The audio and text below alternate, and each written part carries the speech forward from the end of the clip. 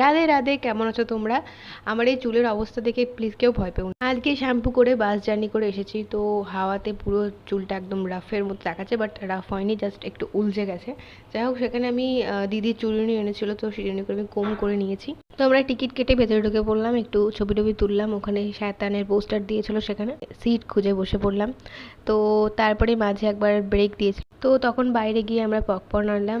ড্রিঙ্কসের কাউন্টারে আমরা জিজ্ঞেস করলাম, বাট তখন কোনো কিছু ড্রিঙ্কস অ্যাভেলেবেল ছিল না, এটা আমার খুব ডিসঅ্যাপয়েন্টেড লাগলো। যাই হোক, তো তারপরে আমরা এলাম আবার। তোমাদের মুভিটা কেমন লেগেছে অবশ্যই বলবে। আমার তো 10-এর মধ্যে 7 দিতে পারবো। যাই হোক, তো তারপরে আমরা বেরিয়ে গেলাম। আর অলরেডি আমার একটা ছোট্ট ব্লগ ইনস্টাতে পোস্ট করেছি, যারা জানো না তারা গিয়ে দেখে এসো আর ফলো করে দিয়েছো। ওখান থেকে ফুড সেকশনে যাই, বাট খুব দাম কারণে আমরা বেরিয়ে চলে আসি। অ্যান্ড বাইরে এসে দেখি এত সুন্দর সুন্দর গোলাপ। তো তারপরে আমরা কোথায় যাই, কি কি করি, সেটার জন্য থার্ড পার্টে অপেক্ষা করে থাকতে হবে। Bye bye.